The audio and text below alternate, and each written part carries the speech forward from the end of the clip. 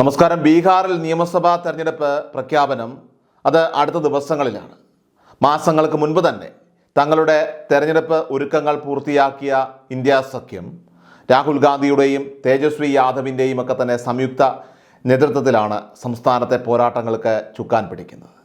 അതേസമയം തന്നെ നിലവിലെ മുഖ്യമന്ത്രിയായ നിതീഷ് കുമാറിനെ തങ്ങളുടെ പ്രധാന നേതൃത്വത്തിൽ നിന്ന് മാറ്റി നിർത്തിക്കൊണ്ട് പ്രധാനമന്ത്രി നരേന്ദ്രമോദിയും കേന്ദ്രമന്ത്രിയും LJP നേതാവുമായിട്ടുള്ള ചിരാഗ് പസ്വാനും ചേർന്നാണ് NDA നയിക്കുന്നത്.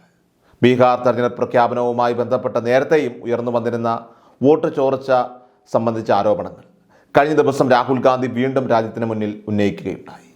പ്രതിപക്ഷ നേതാവിൻ്റെ ഈ ആരോപണങ്ങൾ വലിയ രാഷ്ട്രീയ ചലനങ്ങൾ സൃഷ്ടിക്കുന്നതിനിടയിലാണ് തെരഞ്ഞെടുപ്പ് കമ്മീഷൻ തെരഞ്ഞെടുപ്പ് തീയതികൾ പ്രഖ്യാപിക്കുന്നത്.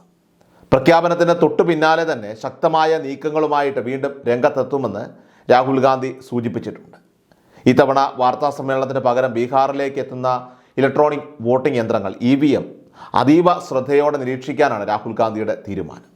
ഒരു കാവൽക്കാരൻ്റെ ദൗത്യം സ്വയം ഏറ്റെടുത്തുകൊണ്ട് ഹൈദരാബാദിൽ നിന്ന് ഡൽഹി വഴിയും തുടർന്ന് പട്നയിലേക്കും വരുന്ന EVMകളെ അദ്ദേഹത്തിൻ്റെ പ്രതിനിധികൾ പിന്തുടരുമെന്നും ഉറപ്പായിരിക്കുന്നു.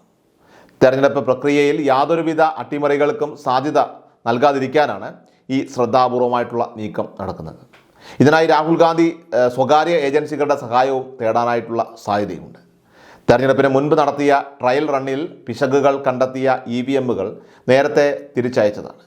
ഈ യന്ത്രങ്ങൾ രാഷ്ട്രീയ പാർട്ടികളുടെ സാന്നിധ്യത്തിൽ വീണ്ടും പരിശോധനയ്ക്ക് വിധേയമാക്കുകയും യഥാർത്ഥ തെരഞ്ഞെടുപ്പിൽ അതേ യന്ത്രങ്ങൾ തന്നെ ഉപയോഗിക്കുന്നുണ്ടോ എന്ന് പ്രതിപക്ഷ നേതാവും അതോടൊപ്പം തന്നെ മറ്റ് പ്രതിപക്ഷ പാർട്ടികളും ഉറപ്പുവരുത്തുകയും ചെയ്യും. രാജ്യത്തിൻ്റെ ചരിത്രത്തിൽ ഒരു മുഖ്യ തെരഞ്ഞെടുപ്പ് കമ്മീഷണറും ഇത്രയധികം ആരോപണങ്ങളുടെ നിഴലിൽ നിന്നിട്ടില്ല. ആരോപണങ്ങൾ ഉയർന്നു വന്നിട്ടും അന്വേഷണം നടത്താനോ തെളിവുകൾ ഹാജരാക്കാനോ തയ്യാറാകാത്ത മുഖ്യ തെരഞ്ഞെടുപ്പ് കമ്മീഷണർ പൊതുജന മധ്യത്തിൽ ഇപ്പോൾ വീണ്ടും ചോദ്യം ചെയ്യപ്പെടുന്ന കാഴ്ചയാണ് കാണാനാവുന്നത്. ജനാധിപത്യ സംവിധാനത്തെ ദുർബലപ്പെടുത്താൻ കൂട്ടുനിന്നു എന്ന ആരോപണം മുഖ്യ തെരഞ്ഞെടുപ്പ് കമ്മീഷണർ ജ്ഞാനേഷ് കുമാറിൻ്റെ പേരിനൊപ്പം ചരിത്രത്തിൽ രേഖപ്പെടുത്തുന്ന ഒരു കാലം വിദൂരമല്ലെന്ന് വോട്ട് ചോർച്ചയുടെ മറഞ്ഞിരിക്കുന്ന വിവരങ്ങൾ വെളിപ്പെടുത്തിക്കൊണ്ട് ഇപ്പോൾ പ്രതിപക്ഷ നേതാവ് തന്നെ വ്യക്തമാക്കി കഴിഞ്ഞു. വോട്ട് ചോർച്ച എന്ന പ്രചരണവുമായി രാഹുൽ ഗാന്ധി ആദ്യഘട്ടത്തിൽ വന്നപ്പോൾ വ്യാജ വോട്ടർമാരുടെ പട്ടികയാണ് രാജ്യത്തെ യുവജനങ്ങൾക്ക് മുന്നിൽ അവതരിപ്പിച്ചത്. എന്നാൽ ഇത്തവണ വോട്ട് നഷ്ടപ്പെട്ടവരുടെ സാക്ഷ്യങ്ങളും അവരെ പൊതുജനങ്ങൾക്ക് മുന്നിൽ പരിചയപ്പെടുത്തിക്കൊണ്ടുമാണ് രാഹുലിൻ്റെ രണ്ടാം ഘട്ട നീക്കം. വോട്ടിംഗ് വിവരങ്ങളും വീഡിയോ ദൃശ്യങ്ങളും ആവശ്യപ്പെട്ടപ്പോൾ അമ്മമാരുടെയും സഹോദരിമാരുടെയും ദൃശ്യങ്ങൾ കൈമാറണോ എന്ന ചോദ്യത്തിലൂടെ ഒഴിഞ്ഞുമാറാൻ ശ്രമിച്ച അതേ ജ്ഞാനേഷ് കുമാർ വീണ്ടും സമ്മർദ്ദത്തിലായിരിക്കുകയാണ്. തെരഞ്ഞെടുപ്പ് അട്ടിമറിക്ക് പിന്നിൽ തങ്ങളാണെന്ന് സമ്മതിക്കേണ്ടി വന്നാലും പുറത്തു നിന്നുള്ളവർ വോട്ടർ പട്ടികയിൽ തിരിമറി നടത്തുന്നു എന്ന് വന്നാലും ഈ സംവിധാനത്തിൻ്റെ വിശ്വാസ്യതയാണ് ഇവിടെ ചോദ്യം ചെയ്യപ്പെടുന്നത്. ഇതിൻ്റെ ഉത്തരവാദിത്വത്തിൽ നിന്ന് കേന്ദ്ര തെരഞ്ഞെടുപ്പ് കമ്മീഷന് ഒഴിഞ്ഞുമാറാൻ സാധിക്കില്ല. വോട്ട് ചോർച്ചയ്ക്ക് 101% തെളിവുണ്ടെന്ന് പറഞ്ഞ രാഹുൽ ഗാന്ധി പുറത്തുവിട്ട കാര്യങ്ങൾ അതീവ ഗൗരവമുള്ളതാണ്.